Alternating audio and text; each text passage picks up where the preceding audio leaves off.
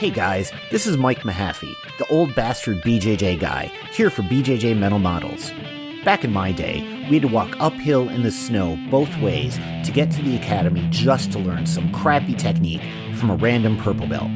You kids have it so easy because now you can just subscribe to BJJ Mental Models Premium and get tons of great audio courses to learn new techniques, enhance your mindset, and entertain yourself. You can even get personalized rolling reviews from some of your favorite BJJ Mental Models coaches, including me. It's like having your own seminar, you spoiled little whippersnappers. So what are you waiting for? Subscribe to BJJ Mental Models Premium right now, get off my lawn, and go train.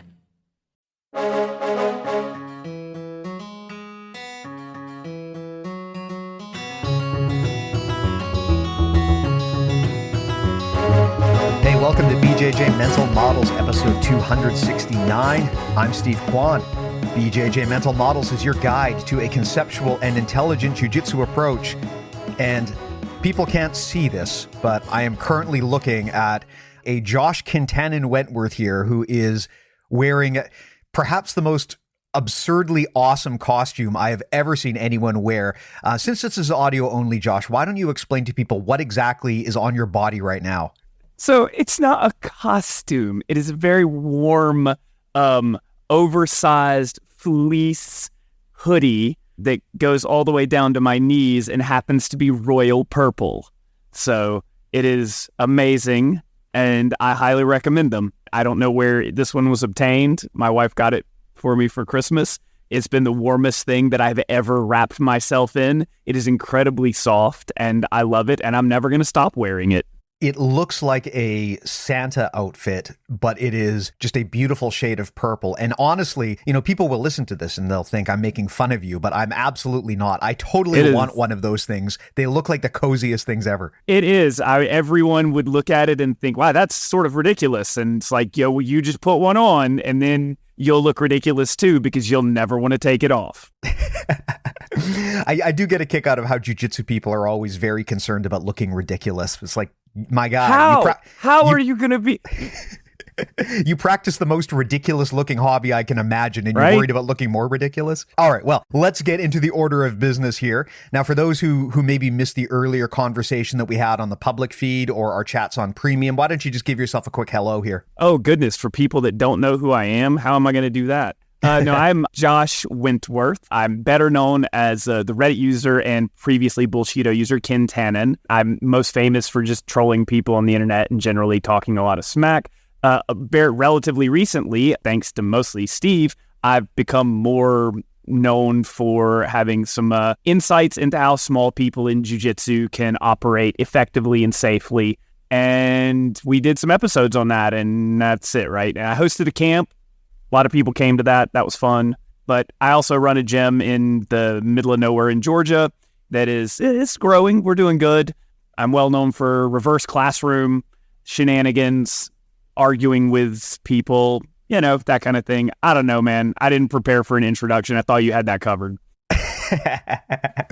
Well, I suspect most people already know you, but yeah, I mean, I can co-sign on all of that. Yeah, Josh held kind of the first official BJJ Mental Models Camp. We didn't make a big deal out of it, but at his place in Georgia. And man, that was an amazing experience. It was great to meet you, to train with you. I learned a ton. There were so many cool, interesting perspectives that were kind of off the beaten path. A lot of great stuff for people who are like older, smaller, or just don't want to get hurt, right? Really awesome content. It's actually all recorded and we've got it available if anyone wants it. But man, yeah, I can't thank you enough for putting all of that together. That was definitely a 2023 highlight for me, was getting to go down to Georgia and train with all of you guys in person. I am still like blown away by how well my stuff, Gant's stuff, and Mike Mahaffey's stuff like meshed together when you started using it all together.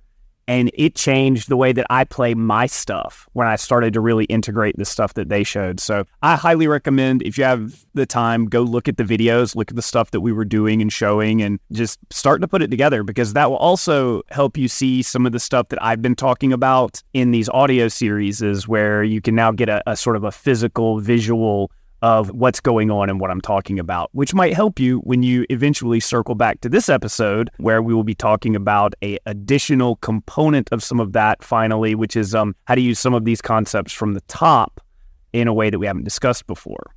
So we've mostly discussed sort of a more traditional pursuit of top control and top games and using kind of standard nomenclature and standard positions and things like that. And this is going to be a little bit different. Yeah, I'll put a link to all of that in the show notes, and we can talk about it a bit more at the end. But yeah, we're talking about some friends of the podcast here, Gant Grimes, Mike Mahaffey, who both had really popular episodes with us in the last year or two. So definitely recommend checking those out. But one of the things that you talked about there, which I think was a real game changer, especially for small people, was this idea of the honey badger pass, which kind of ties into this broader framework of things that we talked about, which I'm not sure if we're going to be able to cover everything in one episode here today. But I love that you got into this because other than my old instructor, you're the only person I've ever met that actually plays this passing style. And man, when I learned this passing style, it changed my passing game to the point where I don't really do anything else from top anymore. It's just so effective for me. I mean, for me, other than the tap, it is maybe the closest technique I've found to a 100% success rate in jiu-jitsu. It just almost always seems to work. And it's so good for smaller people too. And I think we've talked about this a few times on the podcast, but maybe explain it just for people who don't know what we're talking about. What do we mean when we talk about the honey badger passing system? And why? I mean, I guess people will figure this out pretty quickly, but why do we call it that too? So I'm going to approach it from the other side of it here, where we're talking about spiky ball, right, which feeds into other stuff. That was the component that you said we may not be able to cover both. So I'm going to briefly cover this. And the idea of being a spiky ball is something that kind of I developed as like a blue belt, because it was like I just needed people to stop crushing me. And it was about being compressed and compact, limb coiling, right? That's been discussed on the podcast numerous times, just keeping yourself contracted. And I was doing that from the bottom and so on and so forth. It was doing a really good job. And it wasn't until a year and a half ago, I think, that I was playing with some of my bigger, stronger students who had started to get like wise to all of my tricks on top. And one of them was kind of tall, lanky, had me pulled into closed guard, and it was just, I couldn't get out of his closed guard. I was like, you know what? I'm not going to deal with this. I'm just going to hunker down and I'm going to see if I can just kind of wedge myself out through this dude's legs, because he's got long legs. Maybe I can find a gap. And so I just kind of put my hands kind of over my face up to my forehead in that force field style position. And I brought my elbows in really tight against each other, like touching each other against my belly button almost.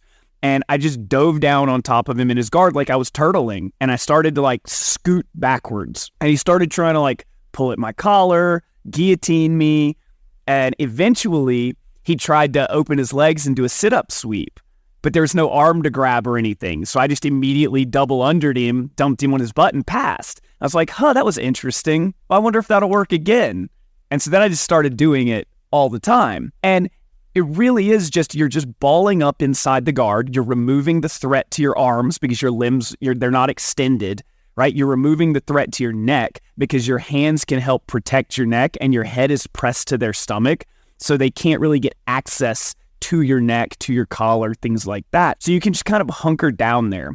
You get nice, like flat feet, wide knees, so you have a solid base. It's relatively difficult to bump you back and forth. I've had some people like catch me really explosively, and they do manage to bump me over with kind of a hip bump sweep action when they're really like big and strong. But the nice part about having your elbows down really close is that normally when that happens, you just curl into a ball and kind of roll through to turtle mid sweep and pop out the back.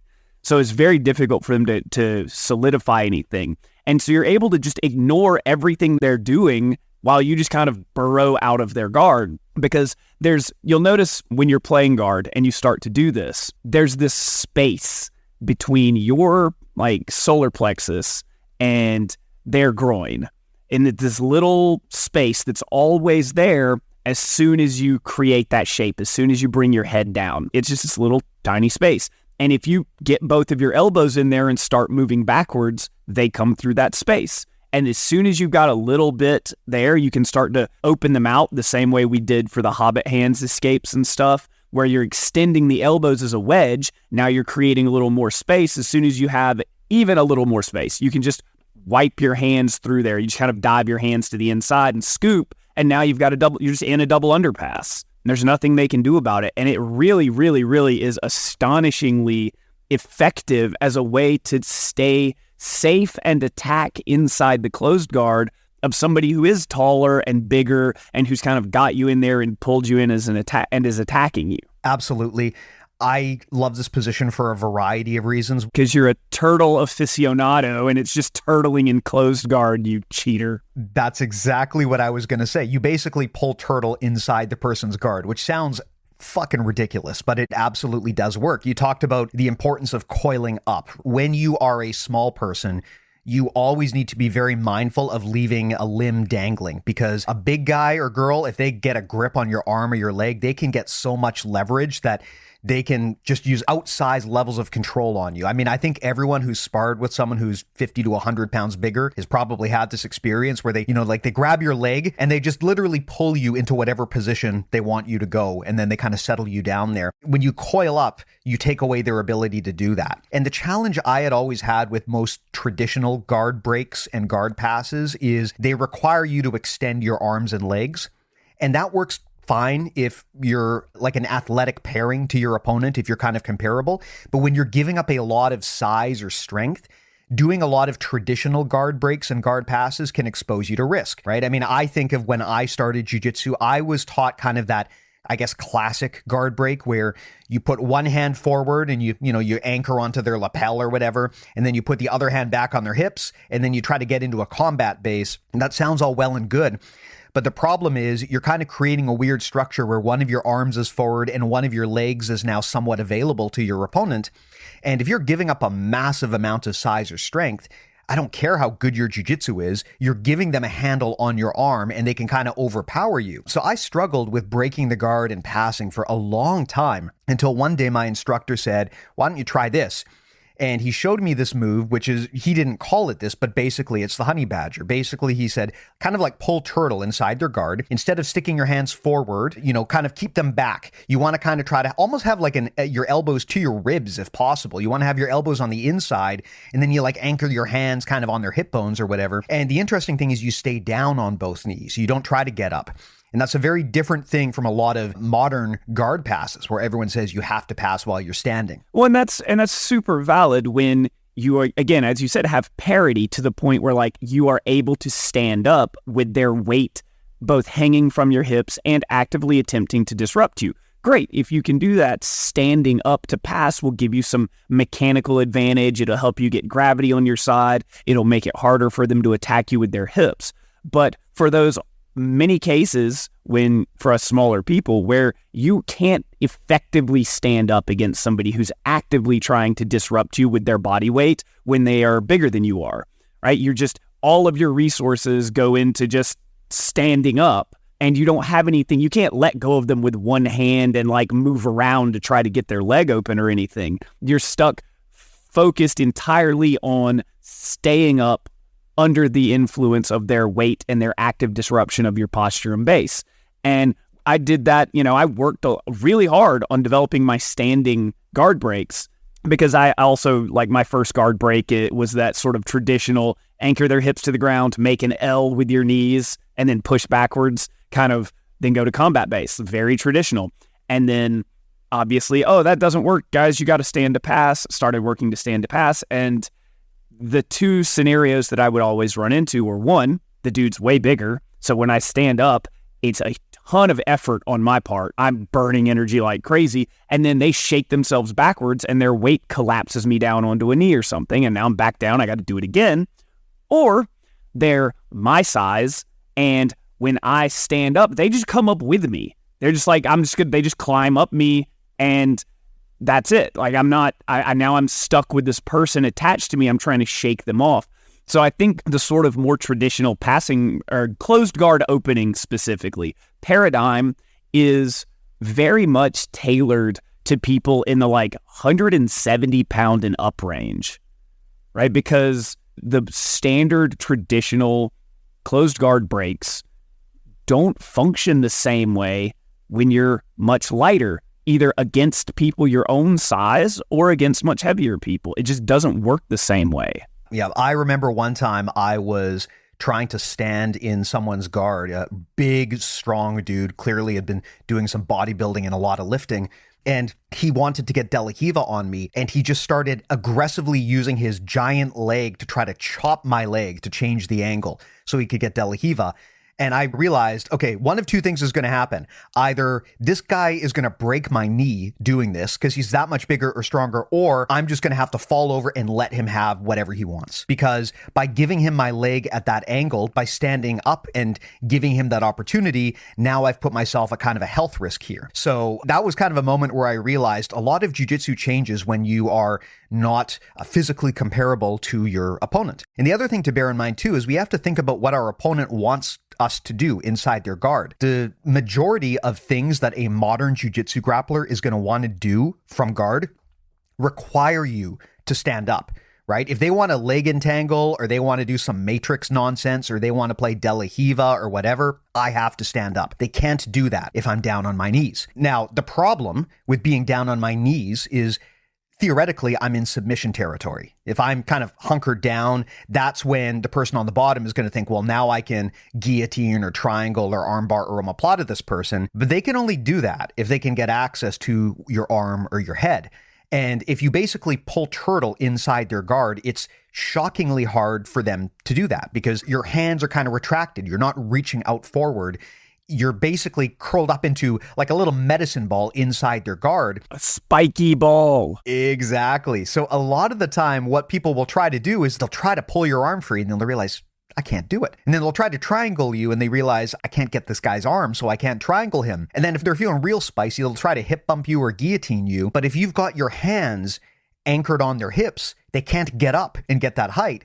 So they're kind of stuck there on the bottom while you honey badger burrow your way out of their guard. It's just a beautiful system, not just for fighting up significant weight classes, but also for staying safe, reducing injury, and also defeating a lot of the predictable responses your opponent is going to want to do, right? You shut down, for example, a lot of a modern leg locker's game if you never stand up because they can't take your leg. Now, a lot of people will say that this is not good competition advice, right? But when you talk about competition, you're usually talking about two roided up athletes who are willing to do anything and suffer any injury to win. I'm not that guy. I mean, my one win at Masters Worlds in the gi at black belt, I used this. I honey badgered to double under to win. Like, that's what led to me scoring and winning. So it's not like it doesn't work at black belt level competition or anything.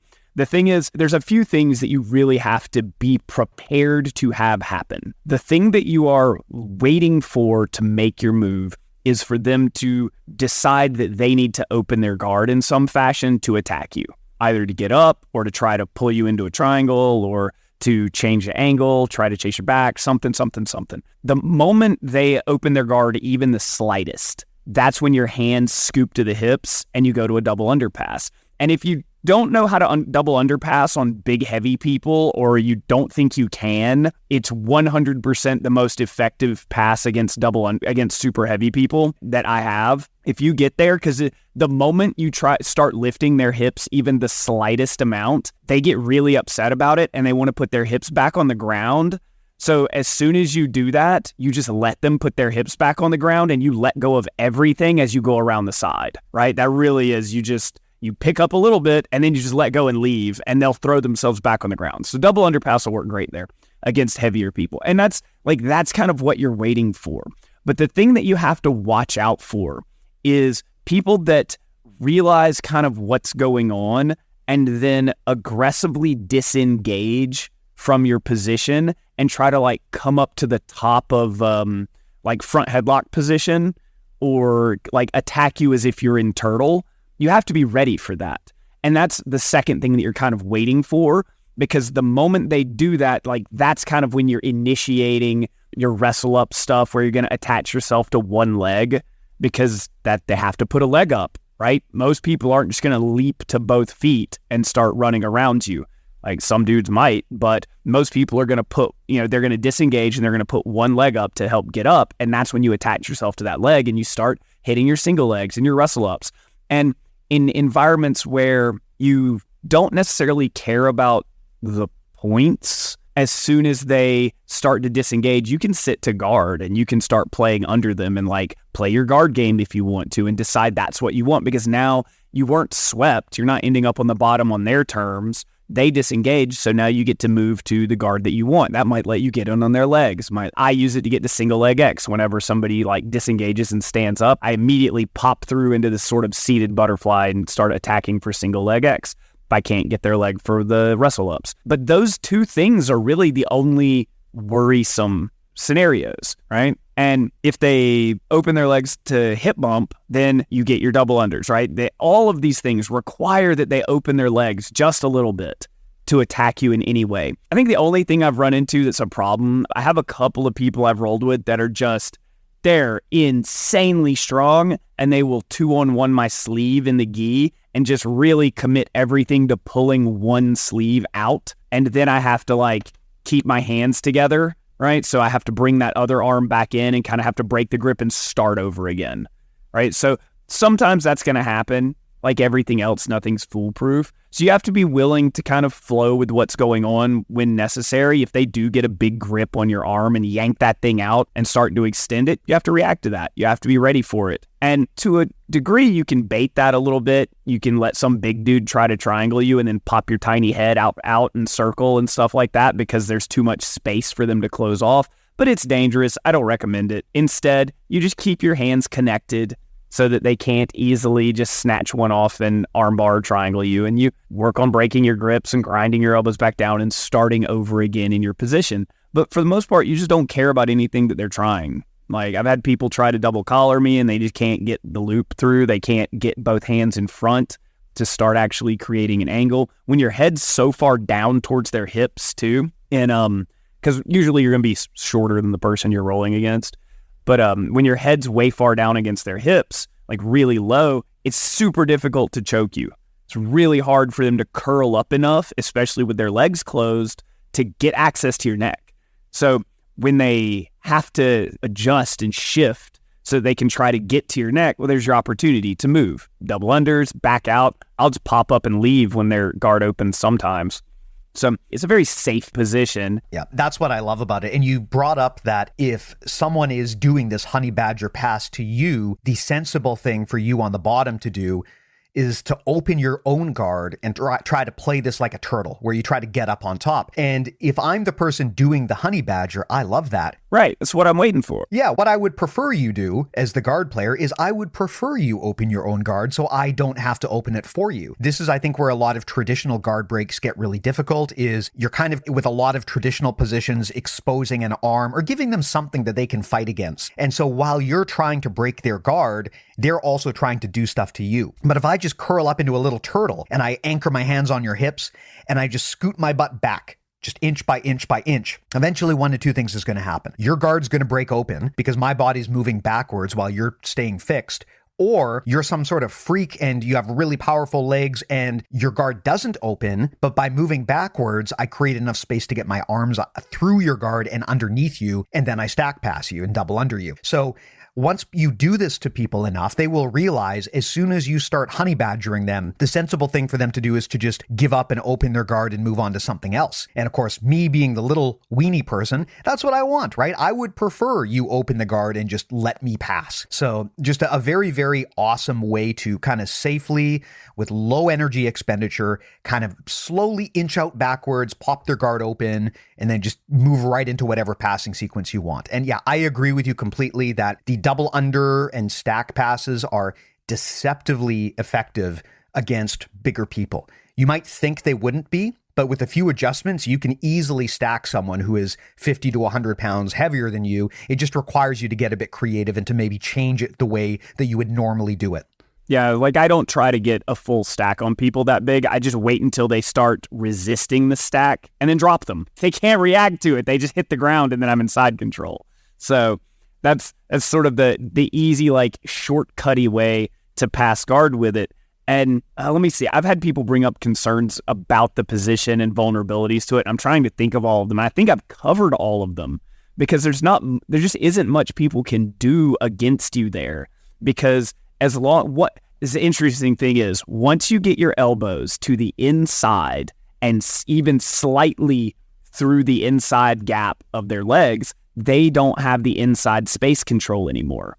right? One of the things that makes closed guard dangerous is that person who is holding you in closed guard actually has control of the inside space. They're the one that are dominating that area between your armpits and your hips, right? And so they're the ones that can move you around, they can isolate limbs and stuff like that. But as soon as your elbows are through that gap, they don't have that control anymore. So now they can't move you the same way, they can't attack the same way. It's a stupid position, and it works really well. And, it encourages people to open up and attack you because they can't sit there. Now, one thing about it is, though, if you're competing and you're down by 2 points and your opponent has closed guard and you start honey badgering, you're going to lose. They don't give a shit. They're not going to open their guard. They're not going to attack you. They're just going to be like, sweet, this guy is willing to sit here for the next minute and a half while time runs out and I take my free victory. So it's very hard to force action with this guard in my experience. Like, if you get a good wedge, you get your elbows through so you can stop them from kind of chasing you with their hips and you can make it work. Like, it takes more effort if you're trying to force the action because your opponent is in a position where they are happy to stall. In any position where your opponent wants to create some action, any action at all, it works great. So you do have to watch out for scenarios where it's not the right technique for the job. Sometimes you shouldn't use it. That's going to be true of almost everything in jiu-jitsu. So don't get into a tournament, start doing this and be like, I lost the decision. It's like, well, yes, that is going to happen. Like, my opponent was up by 2 and he didn't try to sweep me or anything. Yeah, you're right. He's not gonna. So make sure you're using the tools where they're appropriate to be used, right? Which is when your opponent wants to make something happen, you want to make nothing happen. That kind of goes back to some of the things we've talked about with negative jiu-jitsu and stuff like that, and how different people approach jiu-jitsu in the closed guard, especially. Like, your super heavyweights, your kind of shorter, rounder guys, they want to make nothing happen. So if you want to make something happen, you have to act, and then they're going to wait for that reaction. We're kind of flipping that on its head now as the smaller person. We want nothing to happen. So we have to be in a scenario where our opponent wants something to happen. Because if we both want nothing to happen, then nothing will happen. Absolutely. Now, something that we haven't talked about yet is posture. Posture's for nerds. That is true. But and that's what we're going to get into here, I think. Almost every classic guard break requires you to kind of posture up, right? Have a straight back. And that's kind of the idea behind how a lot of classic guard breaks work. And one of the things that I think confuses people with the honey badger is you don't want to do that. With the honey badger, usually you're trying to posture down. You're trying to get small. So you don't necessarily have a straight upright back, but instead, like you mentioned earlier, you're basically trying to turtle inside their guard. Now, that can really mess people up at first because it's so contrary to what they expect. But the thing is, if you are smart with where you put your hands, so if you're anchoring your hands on their hips, for example, you can prevent them from getting up and coiling around you or getting up and hip bumping.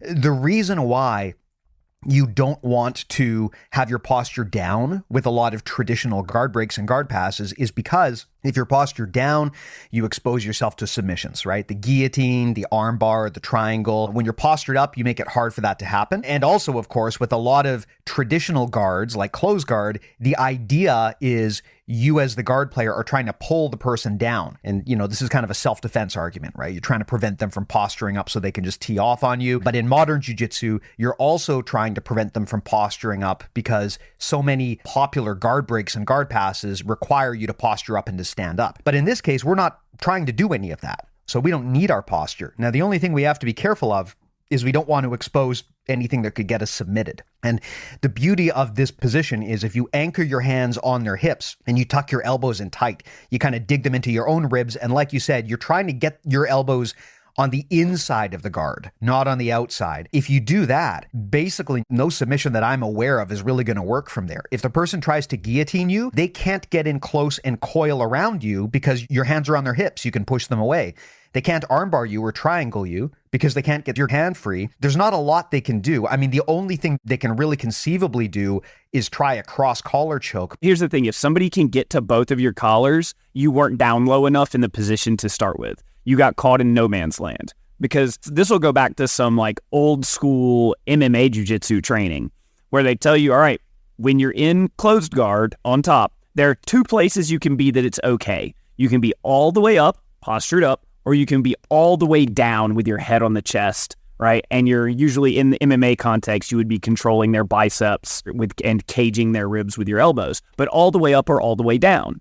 And that's when you're okay, because that means you're not in this area where they can control your posture and attack your arms, throw triangles, stuff like that. They can't hit you from the bottom, because that is a thing that can happen in MMA. I've seen dudes spiked with elbows from the bottom of guard.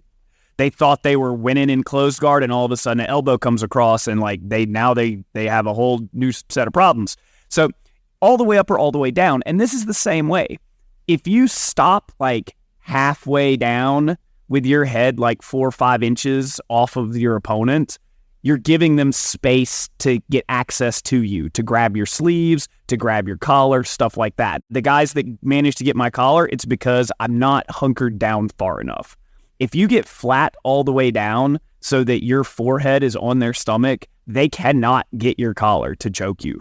They cannot get both collars. You just keep smash yourself into their stomach, they can't get it. So if they manage to, it's because you messed up, not because like, oh man, it's vulnerable to that. It's because you didn't go down far enough. Like you can't stop in that middle zone. Yeah. I have never really felt particularly threatened in this position compared to a lot of classic guard breaks and guard passes, because there's just nothing exposed on my side. And I've got a lot of frames that I can use to keep my opponent where I want them to be, right? If I've got my hands anchored on their hips and I've got my head down, now I've got kind of 3 frames that I can use to keep them where I want, right? My hands against their hips prevent them from getting up and hip bumping or guillotining me. And my head is also a frame. If they try to get up, they're going to run into that, right? And if I can keep them pinned down while I start to slowly back out and try to pop their guard open or get underneath them, it's a very difficult position for the person on the bottom to deal with. And I think one of my favorite things about this is, unlike a lot of jiu-jitsu techniques, the honey badger is only going to work better against bigger and stronger opponents. Yes. Because if their legs are big and long, it's easier for you to get your arms onto the inside and to ultimately pop their guard open and get out or get underneath them. So a lot of jiu-jitsu positions, they're taught from a jiu-jitsu competition standpoint, where they're going to work great against people your own size or smaller, but then they're going to lose effectiveness as you go up the weight classes. They don't scale well. Exactly. This is one of the rare positions that scales inversely, where it only gets better if you're giving up a size and strength disadvantage to your opponent. Yeah, it's actually not possible for me to do this to my 110-pound purple belt lady. I cannot do this because I cannot get small enough to get inside her guard, right? She's too small. There's no space, and there never is. So even when I like hunker down as small as I can get, I'm still like, okay, well, my forehead is on your chin, and I'm sort of like, it just doesn't work that way. But my 6'2", 215-pound purple belt literally can't stop me. Like there's nothing, I just leave whenever he tries close guard on me. So it definitely does scale very hard inversely. Yeah. And that is a good thing to understand, which is that if you are the bigger person in the exchange, this might not be the most effective move, because it will be harder for you to get your arms out of their guard. But hey, if you're the bigger person, that's when you get to do all of the fun bully jiu-jitsu that everyone does to you, right? So take advantage of that. So one other thing I wanted to pick your brain here about is, what are the kind of mechanics of how you actually pop the guard open here from the honey badger? Well, so yeah, what I've seen when I teach this is that at first, people will make the mistake of like trying to push out with their hands, like they're almost doing an overhead press, like they're crunched down and they're kind of pushing with their hands up. And that's not what you want to do at all to open the guard with this or to make space with this. It goes right back to the Hobbit hand stuff, where you're going to use your elbows, right? Because your elbows are down in the center of your body. You're just lifting those away from your body as to create this wedge. And it's super strong. It's a very powerful movement. And as you drive your elbows down to the mat and push them out away from your body, it just pops you out through the space. It's extremely difficult to stop. It doesn't involve like arm strength. It's this like back, and I don't know. We're going to have to consult somebody. I told you guys, I don't know anything about this. I just know it uses like a lot more and stronger muscles than my pathetic arm bicep muscles, right? Like, but yeah, it's wedging the elbows up. That's a common mistake with this particular passing strategy, which is that people will anchor their hands onto like the hips of their opponent and they'll try to push their opponent away, which you don't want to do because first of all, you're using a very weird press motion to try to push someone away who's on the ground. And that also runs the risk of exposing your arms. So you're not trying to move them. You're using your hands to hold them in position while you move yourself, right? Very common thing that you see with a lot of small person jiu-jitsu. So rather than trying to push them away to break the guard, your hands are just there to keep their hips stapled to the ground so they can't do anything while you slowly back out. Mostly just to keep them from chasing you while you back out. Right? You don't want them to like scoot their hips towards you and keep getting rid of the space that you're trying to make. So if you just keep that little anchor and keep that wedge so they can't chase you, now you're good. Every kind of scoot back that you do, you just extend your elbows slightly further away from your body to increase the space between your elbows and your hips. And the gap gets bigger and bigger and bigger as you scoot. And you don't need a very big gap either. Like you shouldn't be trying to break their guard generally. You just want to make enough space to scoop your hands under so you can pop out and start double underpassing or make them do something else, right? So you don't think you have to pop their guard open either, right? But getting those elbows down and using that as your wedge to open the space is way, way, way better than trying to grab their pants or shove into their lower ribs or something, which is like, that's how the sort of traditional guard break where you make the L and everything that we were talking about earlier, you're usually going to be like gripping their pants and pushing their hips down into the mat and kind of away from you, or digging your hands into the lower ribs and pushing kind of down and away from you if it's no gi. And this, you don't do that at all. You don't care about pushing their hips down, and you don't want to try to push them away with your arms because, you, again, as you said, you don't want to end up with your arms extended away from you. You just want to create that space, that gap, and exploit that wedge to get your arms out or to convince them that they need to open their guard to move. Absolutely. Now, let's say that someone's doing this. They figured out the honey badger breaking part. So they get into that position, they pull the little turtle, anchor their hands onto the person's hips, and they walk back slowly. One of two things happens. Either homie opens his guard willingly, or you pop their guard open just by virtue of the fact that you're moving backwards. Now what do you do from there? You've broken the guard. How does a honey badger pass the guard? That's what I want to hear from you. I mean, my number one honey badger pass is the double under, because you're already there. You're already low. Because when I teach passing, I teach to pass over, under, or around. And so those are kind of the three ways you can pass the guard. And in the honey badger, you're already under them. You're already under the hamstrings, which means you can go immediately into your double under pass. Now, the sort of follow-up to that is that my students all know that shit, and they're not going to let me do it. So the second that I start to dive under their legs, they pancake their legs straight to the ground. And as soon as that happens, I switch to the top, I put my hands on top of their thighs, and I leapfrog to the side. I may go sideways, I may go straight to mount, but forcing somebody to try to anchor their own hips to the mat to stop you from going double under on them gives you a really easy route over or around. Usually it's sort of over the leg, right? So it's what I would consider overpassing. And so when they anchor their own hips to the ground, if you just hop over them, you've passed. And it's, again, this is one of those, like, it is really, really great when you're small because you can easily just kind of hop over their leg and it's hard for them to stop, right? Because they just intentionally anchored their hips to the ground to stop you from lifting them.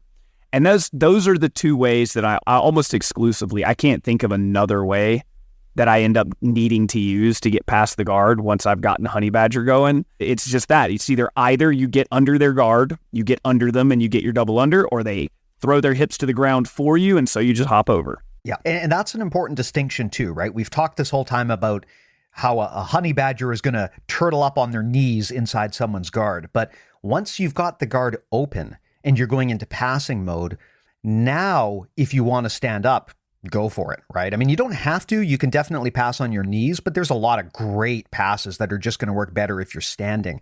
So for me, what I will try to do, if I can pop the person's guard open, I mean, ideally what I want is I want to have double unders. Sometimes I can't realistically get that, right? Sometimes I've got one under and then my other hand is kind of like grabbing their leg or something, but that's okay too. At that point, what I love to do, rather than do a classic stack pass double under where you're kind of down and sprawled out or on your knees, I like to stand up from there. So I know you saw me do this at the camp. Oh, that's right. I remember you did this at the camp, and I was like, oh, that's interesting. Yeah, it fucks up the angle for the person so bad, right? Where I started doing this was I was sparring with guys who either were just way bigger and stronger than me, and I just couldn't get good leverage against them when I did a classic double under. Or alternately, they just had crazy hip mobility, right? And just as fast as I tried to pass, they were just twice as fast at hip escaping and moving backwards. And I was just burning more energy than they were. And I realized at some point, like, you're not required, if you're doing a stack pass, to do the classic version where you kind of got your head buried in their crotch, right? I actually don't like that low stack pass version because your head is fully exposed and your opponent can attack it. Now, if you're really aggressive, is your opponent going to be able to stop a low, double under stack pass? Probably not, but they can certainly mash the fuck out of your head and make you regret doing it, right? I mean, there's been a lot of times where I've succeeded at doing a low double under pass only to have to go to work looking like an asshole the next day because I had a black eye or a bruised lip or something. People love that naked scissor choke, especially big white belts. They'll just lock down on your head and start squeezing. You feel like both your ears are going to get ripped off while you finish the pass. Exactly. So what I do now is if I can get into that stacking position, I will just stand up. I'll basically, with my hands anchored on them, I'll kind of do a push-up with my hands to pop myself up to both feet. And now if I'm standing and trying to stack you, I can create this hilarious angle where I basically pull the person up and force them to almost be upside down. And it sucks so bad.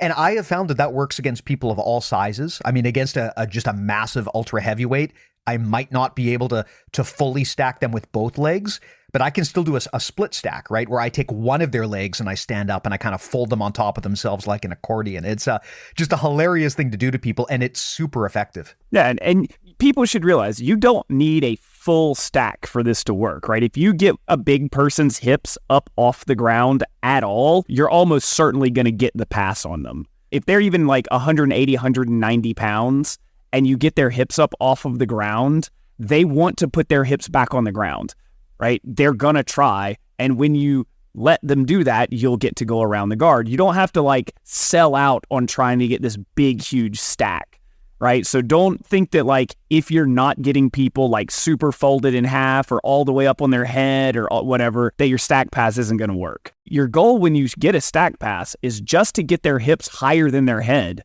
for a few seconds, right? That's all you need in order to create the motion that lets you get around their legs. So yeah, you can definitely, because I watched Steve pick some big dudes up and just get them far enough upside down that they couldn't stop him from passing. And he's not very strong, guys. I don't know if y'all know this about him, but he's not actually very strong. But it was working. It's part of my brand. Right? I'm a weak little guy who doesn't train at all, but still somehow makes it work. Classic jiu-jitsu. It's a beautiful system. One of our sponsored athletes, I know a friend of yours as well, Beatrice Jin, does this a lot too, where she will do a split stack pass. So instead of trying to load up both of the person's legs onto her shoulders like a traditional stack, which can be very hard against a strong or mobile opponent, she will load up one of their legs and then stand up. And then from there, you've got different passing options to the left or the right. So don't feel like a stack pass requires you to do things the way that your instructor taught you 10 years ago, where you have to basically bully wrestle the person from the bottom. There's a lot of variations that a smaller person can do to stack pass people. And they often involve either you've got one leg instead of both of them, or maybe you stand up instead of being on your knees, or some combination of those things. And then the other thing that this, using the honey badger will lead into is as people recognize it, or if you get certain people who just they're okay doing this, they'll start to, as soon as you hunker down in their guard, they will butt scoot backwards, post on your head, and start to get up. And this is going to lead to wrestling exchanges. And you're going to have to be comfortable with the idea of either, all right, I'm going to sit to guard now because I got out of their guard, so now I'm going to be the offensive guard player. Or you have to be willing to wrestle up with them, right? You have to understand that you're going to create a scenario where they have limited options. And one of those options, which tends to be the least bad option for them, is for them to stand up. For them to move away, get some space, stand up and try to beat you to the top and put pressure on top of you. So as you're in this position, you have to make sure you're paying attention to what they're doing, what options they're doing. And so when they start posting on your head and pushing away, that's the time for you to immediately get up, beat them to the top, and start moving towards them and pressuring them so that they can't stand up. Otherwise, you're going to end up in a wrestling match with them, right? And we don't like wrestling way bigger people. It sucks. There's a reason that there are not absolute divisions in wrestling, right? Because when you are wrestling somebody who is way bigger than you, you're almost always just going to get destroyed unless you are way, way better than them. And you're very likely to get injured. So don't wrestle them unless you're like really ready for that. But understand that that is a common outcome once people start to realize what's going on, is that they move away, disengage, and start trying to stand up. So be ready to beat them to the top, control their leg. If you can snatch one of their legs on the way out and just like stand up with it, you shut all that down and then you're fine. But if you're not ready for it, if you're just kind of, I'm happy hunkered down in my little turtle thing, the next thing you do, somebody is like airplane spinning on the back of your head. And you don't want to deal with that most of the time. You want to be choosing how that engagement happens. Yeah. Now, one of the other awesome things about Honey Badger here is this position where your legs and your arms are all kind of coiled up into a little spiky ball, as you would call it, right? This position is really just the same as butterfly guard or turtle, right? It's all mostly the same position, just from different angles. And that is hugely important because it means that as long as you stay compact like that, depending on what your opponent does, you can cycle through those positions. So if your opponent does decide to just bail and get up on top, you can go to turtle and then sit back right into butterfly and then play that game, right? And that's another game that works great against big people. And you can fuck with the points if you, so if you're a competitor and this happens and somebody stands up, if you stay turtled for 3 seconds and then sit to guard, they don't get points for a sweep. So you can just stay there and then sit to guard, right? So you can fuck with their points. But now you've done it. I'm going to talk about spiky ball. Yeah, let's do this. We mentioned this earlier. We've got some time. We're going to do it. I can do it. All right. So because the confluence of those three positions is how I started playing it, of like butterfly and turtle and the force field position that I talk about, which is really just the original spiky ball. When I started this happened to me in mid blue belt. I kept trying to play. It was when I had first really learned butterfly guard. And I kept trying to play butterfly guard against these way bigger people. And they kept smashing me flat over and over and over and over and over again. And I was getting very annoyed about it. I was like, you know what? The next time somebody tries to smash me flat, I'm just going to jam my elbows into their chest and let them like smash themselves on my elbows and see how they like it.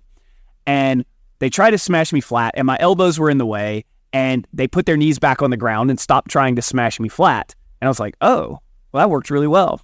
And so I started keeping my elbows connected to my knees because prior to that, what I was doing was always hand fighting. I was always trying to get my double overs or my over unders and stuff like that to get my butterfly sweep. But when you're doing that, you lose your elbow knee connection because you have to reach to secure something. And as I was, doing this, I'm like, well, crap. Okay, well, now I've got to keep my elbows attached to my knees.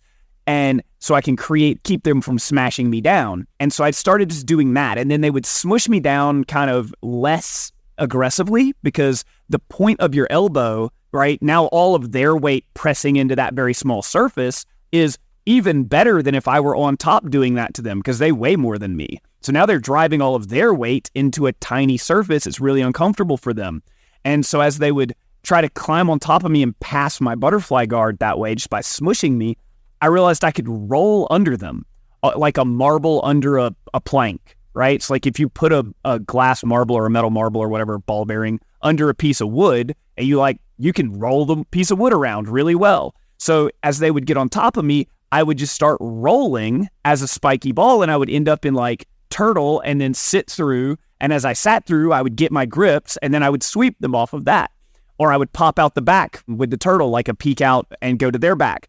And stuff like that. And I started to really play with that shape of the knee and elbow connection with the focus on keeping my elbows pointed into my opponent or keeping my knees like pointed into my opponent so that whenever they tried to put pressure or weight on me, it was uncomfortable for them. It wasn't somewhere that they could just settle and smush me and be happy and be comfortable there. And that created Like, the purpose of it initially was just to irritate them because they were irritating me. And what it led to was me establishing a better shape, right? That knee to elbow connection, because this was way back, and this was like 2007, 2008. There was really no emphasis on knee to elbow, right? That wasn't a thing that, like, yeah, it sort of came up in a few places here and there, but as a concept, it didn't permeate the jiu-jitsu space the way it does now. So when I figured it out, for me, it was revolutionary. It changed the way I played butterfly, changed the way I played all of my, my half. That's what led to my knee shield half guard, was trying to keep my knee and elbow connected in those positions. That it really did change everything for me. And it led to this like spiky ball position that I use, where anytime somebody is putting weight on top of me, I'm trying to make them uncomfortable, trying to keep myself as compact as possible, and I'm trying to roll under them the same way that like a marble under a plank would roll, so that I get to move them to somewhere that is better for me, where I can act, where I can get access to something that's going to help me, and they can't just lay on me. And it is, again, it's one of those things that's very simple once you think about it. Once somebody shows it to you, you're like, oh, of course, everybody should do this all the time. But when nobody has ever pointed it out to you, it's insane. You realize that if you just stay compact and you stay pointy, so that when people try to lay on you, it's uncomfortable for them, you can move around. You can move yourself, you can move them, because they can't compress you into immobility the way they can when your surfaces are more flat, where they can rest comfortably on you and you're less round. Because when you let them lay on like your forearms, you're not very round. That's just what they have, a flat surface to lay on. It's much harder for you to move back and forth.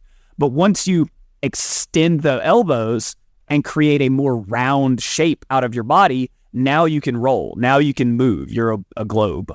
You can roll around a little bit under them and change that position and change where you are in relation to them and make it more advantageous to you. So starting to create opportunities to maintain that spiky ball position and achieve that spiky ball position became the largest portion of my defensive jiu-jitsu, and how I was dealing with being on the bottom of mount, being on the bottom of side control and stuff like that. It was just looking for ways to create that knee and elbow connection, which is now ubiquitous in jiu-jitsu. Everybody that talks to you about how to have good defensive postures and how to protect yourself will talk about maintaining knee and elbow connections.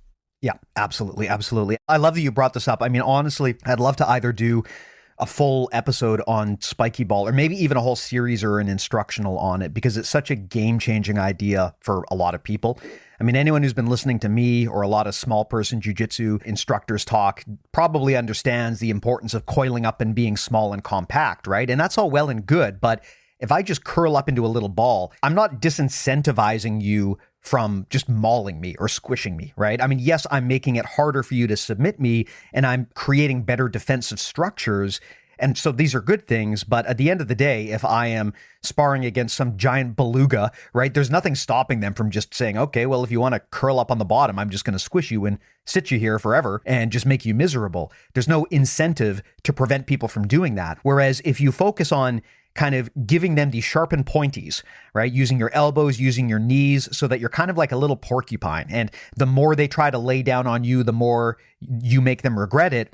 You've now, not only are you staying defensive and safe, but you're also giving them a very strong motivator to not squish you, right? The more they try to pressure down on you, the more that they're going to regret it. So I love that idea of kind of giving them less surface area to sit on, right? If I let someone just lie down flat on me, then it's quite a comfortable experience for the person on top. But if I'm leading with small pointy parts of my body, like my elbows or my knees, I'm disincentivizing them to lie down flat on me, because now it's going to hurt them a lot more if they try to do that. And I then took and I applied this to the top, right? My side control positions, if I want to be mean to somebody on top of side control, I go to a spiky ball position. I will scoop their far tricep a little bit. I will roll my elbow up onto their like lower ribs or their diaphragm. I will bring my same side knee, right? So if it's my left elbow, I'll bring my left knee up to match it or close to it. and I'll pop up to a very low, flat knee on belly adjacent position where all of my weight is driving exclusively through the point of that elbow and the point of that knee, and the elbow and knee are squeezing towards each other. And now all of a sudden I'm a spiky ball on top of them that's just shooting daggers right into their diaphragm, right into their lower ribs. They don't like that at all. Nobody likes that. Big people really don't like it because you can like squish them a little bit, like really make it uncomfortable for them. They'll start moving real fast if you start doing that. It's a very strong, and it's that same position. Just I'm making my knee and elbow connection from on top with some anchors so that I can put more pressure in. And you can be really aggressive with it too. Yeah. And the honey badger that we talked about is really just an example of spiky ball, right? You're kind of using your elbows to force the person's guard to open up. The old elbow dig into the thighs. That's not what we're talking about, guys. Yeah. So I wanted to address that specifically, right? Everyone knows since day one that digging the elbows into the thighs to kind of create a pain compliance guard break just not going to be effective against anyone who's experienced, right? But that said, if you keep your elbows in tight like that and you move back, pain or not, it makes it really hard for the person to keep their legs closed and keep their guards sealed. So even if you're not using it as a pain compliance technique, if you keep your elbows kind of pinched in tight, when you do that honey badger and you start to back out, it makes it really hard for the person to keep their guard closed on you. Well, I want to be very specific about where the elbows are going for this, right? Because your elbows, your goal is not to be touching your opponent in honey badger with your elbows. Your elbows should be working through this empty space that has been created by you lowering your posture and kind of arching your back a little bit in the guard. It'll create a space that's, about the size of a baseball most of the time, right? That's like right in front of your belly button. And if you start to move your elbows into that space, and as you scoot backwards, you just push your elbows down towards the mat, you'll create this really strong wedge. You're not pushing on your opponent. You're not trying to dig your elbows into them. I mean, I will occasionally give them a little bump in the jubblies if I need a little extra, but mostly you're just trying to get your elbows down to the mat and away from your body to create a wedge that opens up the space that you can move through. Don't try to dig into your partner. Don't try to be like grinding their legs open to force them to open their legs. You don't really care about their legs. Again, honey badger don't give a shit. You don't give a shit about their legs. You don't give a shit about their chokes. You don't give a shit about their arm bars. You don't give a shit about any of that. All you care about is bringing your elbows to your belly button and then down to the mat. That's it. If you do that, you're out of their guard. There's no more guard. So don't worry about trying to dig your elbows in or put pressure on them or anything like that. The uncomfortableness you're going to generate from this is largely psychological. We're doing emotional damage with this one. Yeah, absolutely. So that's an important distinction, right? You're not using your elbows as a pain compliance thing to try to get their guard open. You actually don't even care if they open their guard at all. You're using your elbows as kind of the leading edge of like a digging or a scooping tool. You're trying to basically drill your way elbow first to get your arms out of their guard. If they open their guard, that's amazing. If they don't, doesn't matter because your elbows acting as the little drills, you're going to eventually pull your arms free of their guard anyway. So it's not so much a pain compliance thing, but as with all things in jiu-jitsu, if it winds up hurting a bit, that's just a little bit of a bonus. That's their fault. Yeah. They could have opened their guard before I wedged my forearm into their nuts. That's on them. Yeah, absolutely. Well, man, this was a great chat. Anything else on the honey badger system here that we want to talk about? Anything that we missed? I mean, to me, these two things, they're both really simple when you get down to, when you initially talk about them, it sounds like they're going to be some really complicated, groundbreaking, revolutionary things, but they're not at all. They're both very simple.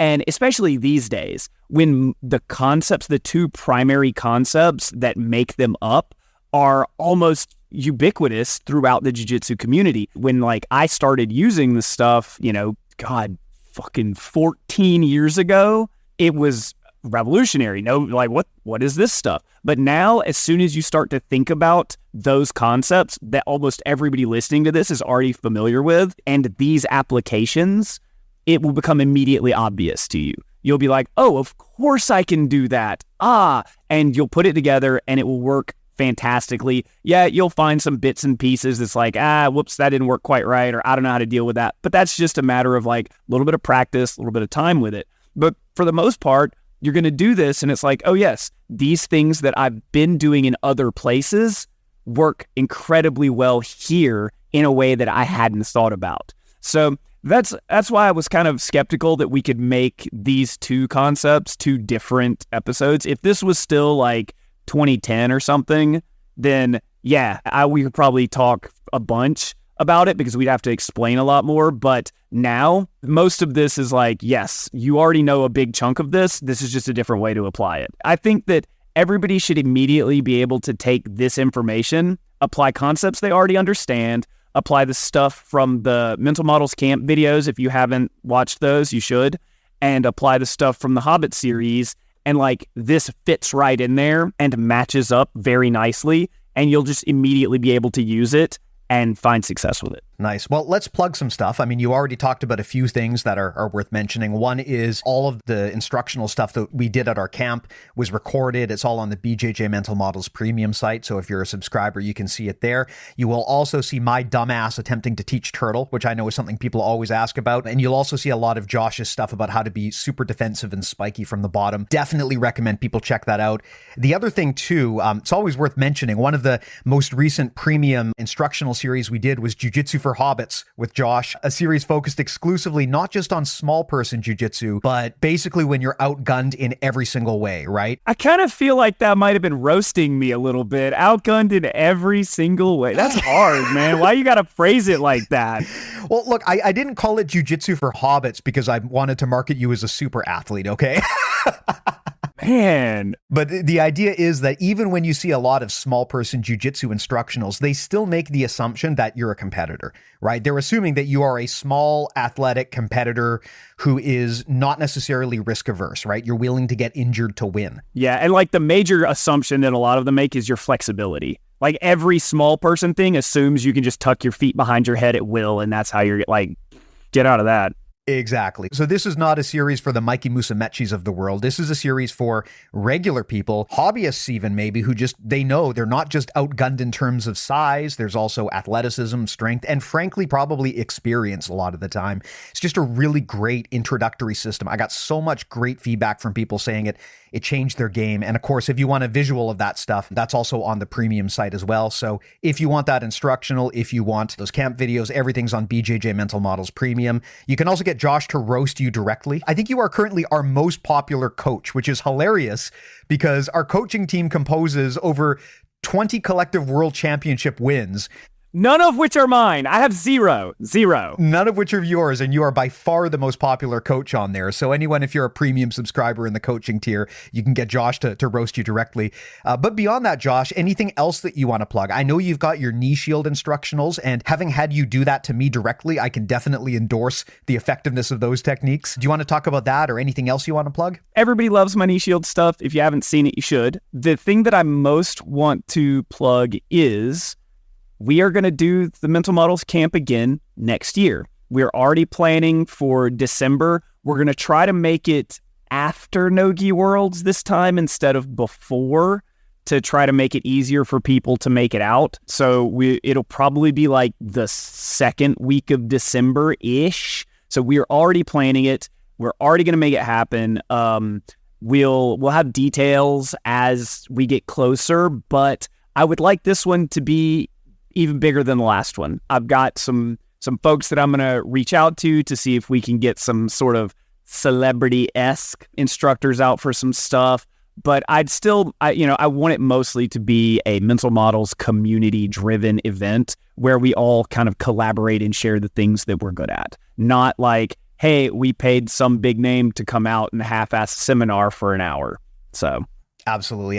Well, like I said, I can't thank you enough for hosting that other camp. We didn't really announce it because we didn't want to overload everyone. We wanted to do a trial, but my wife was catering the whole thing herself. So I definitely wanted to try to keep the numbers down until we figured out how well that was going to work. So We will probably have it outsource the catering for the larger event, but it will still have 2 meals a day included with it and stuff like that. So So if you want more info on that, either hop in the premium Discord, that's where we talk and plan a lot of the stuff, or even just sign up for the newsletter on BJJMentalModels.com. I'll probably send out some updates as we get closer to how we get there. I'm not sure how we're going to figure out costing and stuff. I don't need, the main thing though is I just want to make sure that poor Josh and his wife don't have to eat all of the cost of this. But man, I can't endorse enough how awesome an experience that was. So, save the date sometime in December. That's currently the target. We're looking to put something together in 2024. Awesome. Well, thanks, Josh, man. As always, I love these conversations with you. I love your purple Santa costume. It is amazing. I highly recommend it.